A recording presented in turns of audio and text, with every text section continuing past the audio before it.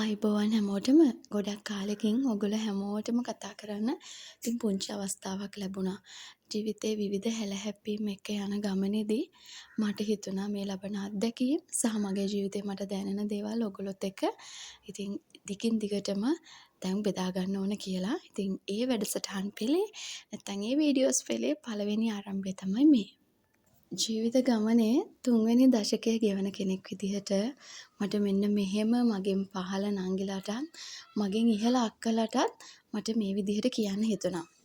ඉතින් අපි කියමුකෝ උදේ ඉඳලා රෑ වෙනකන් අපේ මේ ගෙවන ජීවිතේ එදිනෙදා වැඩත් එක්ක අපි කාර්යබහුලයි. ඒ වගේම අපේ දවසින් දවස මේ තියෙන වැඩ කටයුතුත් එක්ක ගෙවෙනවා.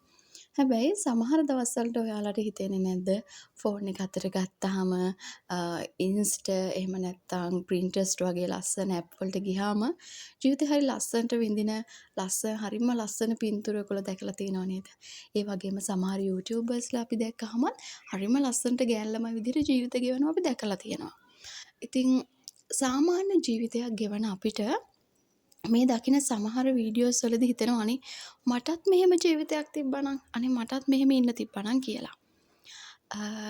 මම ඔයාලකින් අහන දේ ඔයාගේ හදවතට එකඟව ඔයා ළඟා කරගන්න ආශා කරපු ජීවිතය. එහෙම නැත්නම් ඔයා ගෙවන්න බලාපොරොත්තු වෙච්ච ජීවිතයද මේ වෙද්දි ඔයා ගෙවන්නේ.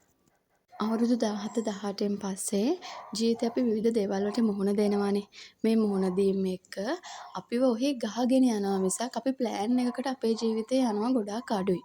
ඉතින් එහෙම ගිහිල්ලා ජීවිත විවිධ දේවල් සිද්ධ වෙලා අවුරුදු 26 27 වගේ කාලවල් වෙද්දි තමයි අපිට හිතෙන්නේ මේ මොනවද මගේ මේ ජීවිතේට උනේ. එහෙම නැත්තම් ගොඩාක් වෙලාවට තුන්වෙනි දශකයට ආවට පස්සේ තමයි අපි ජීවිතය ගැන ආපස්සට හැරිලා බලන්නේ. මේ වෙද්දි ගැහණු ළමෙක් විවාහ වෙලා හිටියොත් ඇත්තටම එයාට ආපහු ජීවිතය ගැන ආපස්සට හැරිලා බලන්නවත් වෙලාවක් නැහැ. ඒ වෙද්දි දරුවන්ගේ මහත්තයාගේ වැඩත් එක්ක එයා නැවතත් කාර්යබහුල වෙලා. නමුත් මේ කාලෙ වෙද්දි ඔයා විවාහ වෙලා හිටියේ නැත්තම් ඔයාට ඔයාගේ ජීවිතය ගැන ආයෙත් ආපස්සට හැරිලා බලන්න දවසක් කාලයක් ලැබෙනවා. එහෙම වෙලාවට ඔයාට දැනලා තියෙනවද ඔයා ළඟා කරගන්න අපේක්ෂා කරපු ජීවිතය සහ ඔයාව සතුටින් තියන්න ඕන කියලා මානසික නිදහස පැත්තෙන් ඔයාලා දැකපු ජීවිතය ඔයාට ඒ වෙද්දි ළඟා වෙලාද? එහෙම නැත්තම් ජීවිතේ ඉතුරු අර්ධය වෙනුවෙන් ඒ ජීවිතය ළඟා කරගන්න ඔයා ගාව සැලැස්මක් තියනවද? ඇත්තටම සැලැස්මක් නැතුව ගෙවන ජීවිතේ වාරුවක් නැතුව ඔහේ වැඩෙන වැලක් වගේ. ඒක ඔහේ හිතිච්ච තැන් වලට යනවා මිසක් නිවැරදිව ගමනාන්තය සහ තමන්ගේ යහපත වෙනුවෙන් ඒවා වැඩෙන්නේ නැහැ. ඉතින් ඇත්තටම කියනවා නම් ජීවිතේ අපිට නිවැරදි සැලැස්මක් තියෙන්න ඕන. සමහර විට ඔයාලා කොටක් අය දැකලා ඇති ජර්නල්ස් ලියනවා. ඒ වගේම අපි මාසෙ ප්ලෑන් කරන ගෑන් ළමයි ඉන්නවා. ඉතින් මේවා ජීවිතේට ටික ටික ගන්න ඕන අනිවාර්යයෙන්ම. මාසයක් පටන් ගද්දි මේ මාසය තුලත මම කරන්න ඕන දේවල්. ඒ වගේම අපි හිතමු ඔයා කැමති ලස්සනට කන්න. ඔයා කැමති හොඳට කන්න. ලස්සනට අඳින්න. ඒ වගේම හොඳ ගමන් බිමන් යන්න. මේ දේවල් කරන්න ඕන. ඔයා චුට්ටක් හිතලා බලන්න මේ දේවල් කරන්න ඔයාට ලැබෙන ආදායම ඇතිද? ඔයාට තේරෙයි මේ ලැබෙන ආදායම මට මදි. එහෙමනම් ඔයා මේ විදි කරන රැකියාවට අමතරව තව ඔයාගේ දක්ෂතාවය මෙහෙवला නැත්නම් ඔයාගේ විවිධ තියෙන කුසලතා ප්‍රයෝජනෙට අරගෙන ඔයාට යම්කිසි තව අමතර ආදායමක් ලබා ගන්න පුළුවන් විදිහේ ආදායම් මාර්ගයකට ඔයා යන්න ඕනේ. නැත්නම් වෙනත් සැලැස්මකට ඔයා යන්න ඕන. ඉතින් සමහර වෙලාවට සමහර දේවල් ආස දේවල් දැක්කහම මිලදී ගන්න අතේ නැති වුනහම Tamanට ඇති වෙන දුක, හීනමානය වගේ දේවල් ඔයාගෙන් අයින් කරගන්න ඔයාට මේ පුංචි සැලැස්මකට පුළුවන්.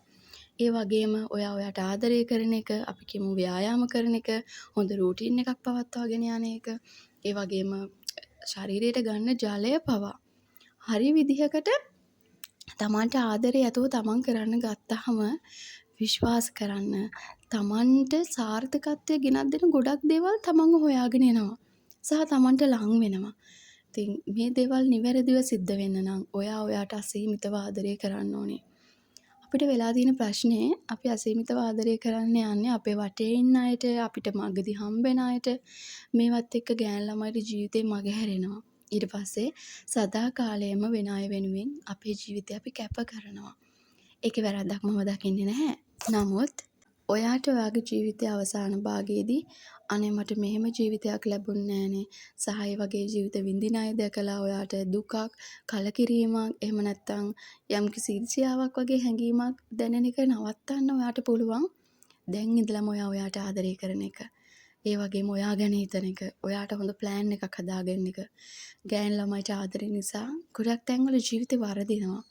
වරදිනවා කියන්නේ ලොකු අත්දැකීම් ලැබෙනවා. නමුත් ඒ වෙද්දි ගෙවුණ කාලය අපිට ආයෙ ගන්න බෑ. ඒක නිසා තමන්ට ආදරය කරන එක සහ මිනිසෙක් විදියට ඉපදිලා තමන්ගේ විමුක්තිය හොයාගෙන යන එක අවසාන මොහොත වෙනකන් ඔයාව සතුටින් තියන එක ඔයාට අයිති රාජකාරියක්. ඒකට වෙන කවුරුවත් ඔයාට උදව් කරන්නේ නැහැ.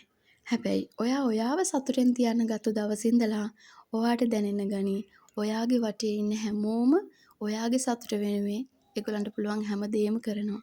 සහ ඔයාගේ සතුට සාමය ආරක්ෂා වෙන දේවල් විතරක්ම ඔයාගේ ජීවිතේට ගලාගෙන එනවා.